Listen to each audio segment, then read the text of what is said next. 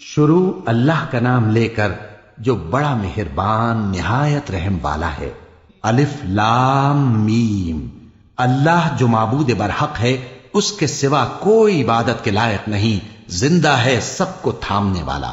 اس نے اے نبی تم پر سچی کتاب نازل کی جو پہلی آسمانی کتابوں کی تصدیق کرتی ہے، اور اسی نے تورات اور انجیل نازل کی تھی۔ یہ دو کتابیں اس نے پہلے نازل کی تھیں لوگوں کی ہدایت کے لیے، اور پھر قرآن جو حق اور باطل کو الگ الگ کر دینے والا ہے نازل کیا۔ جو لوگ اللہ کی آیتوں کا انکار کرتے ہیں ان کو سخت عذاب ہوگا، اور اللہ زبردست ہے، بدلہ لینے والا ہے۔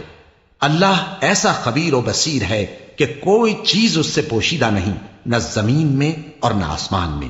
وہی تو ہے جو ماں کے پیٹ میں جیسی چاہتا ہے تمہاری صورتیں بناتا ہے، اس غالب حکمت والے کے سوا کوئی عبادت کے لائق نہیں۔ اے پیغمبر، وہی تو ہے جس نے تم پر یہ کتاب نازل کی جس کی بعض آیتیں محکم ہیں اور وہی اصل کتاب ہیں، اور بعض دوسری متشابہ ہیں۔ تو جن لوگوں کے دلوں میں کجی ہے وہ متشابہات کا اتباع کرتے ہیں تاکہ فتنہ برپا کریں اور مراد اصلی کا پتہ لگائیں، حالانکہ مراد اصلی اللہ کے سوا کوئی نہیں جانتا۔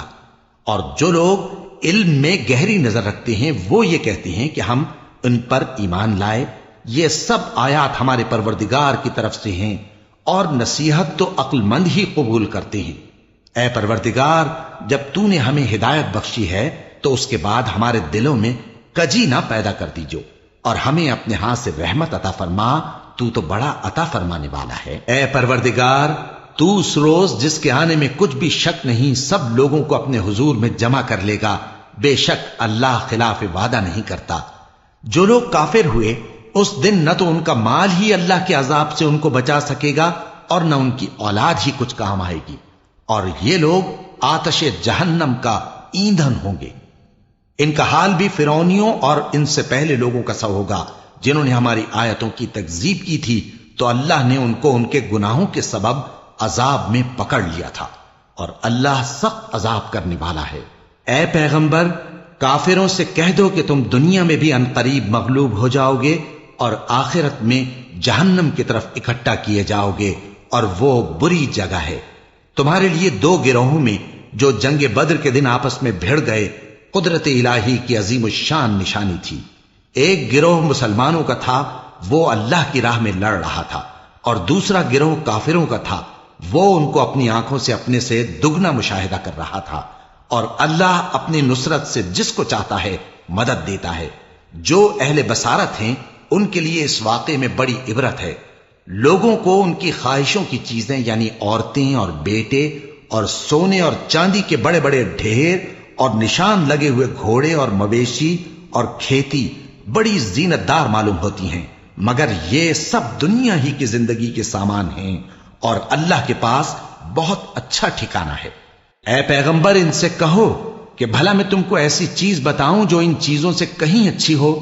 سنو، جو لوگ پرہیزگار ہیں ان کے لیے اللہ کے ہاں باغات بہشت ہیں جن کے نیچے نہریں بہ رہی ہیں، ان میں وہ ہمیشہ رہیں گے، اور پاکیزہ بیویاں ہیں، اور سب سے بڑھ کر اللہ کی خوشنودی۔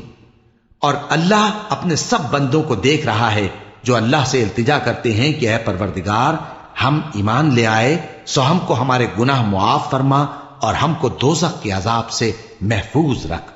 یہ وہ لوگ ہیں جو مشکلات میں صبر کرتے اور سچ بولتے اور عبادت میں لگے رہتے اور نیکی میں خرچ کرتے اور اوقات سحر میں گناہوں کی معافی مانگا کرتے ہیں۔ اللہ تو اس بات کی گواہی دیتا ہے کہ اس کے سوا کوئی معبود نہیں، اس حال میں کہ وہ انصاف کا حاکم ہے، اور فرشتے اور علم والے بھی گواہی دیتے ہیں کہ اس غالب حکمت والے کے سوا کوئی لائق عبادت نہیں۔ دین تو اللہ کے نزدیک اسلام ہی ہے، اور اہل کتاب نے جو اس دین سے اختلاف کیا تو علم حاصل ہونے کے بعد آپس کی ضد سے کیا، اور جو شخص اللہ کی آیتوں کو نہ مانے تو اللہ جلد حساب لینے والا ہے۔ اے پیغمبر، پس اگر یہ لوگ تم سے جھگڑنے لگیں تو کہنا کہ میں اور میرے پیرو تو اللہ کے فرمانبردار ہو چکے، اور اہل کتاب اور ان پڑھ لوگوں سے کہو کہ کیا تم بھی اللہ کے فرمانبردار بنتے اور اسلام لاتے ہو؟ پس اگر یہ لوگ اسلام لے آئیں تو بے شک ہدایت پالیں، اور اگر تمہارا کہا نہ مانے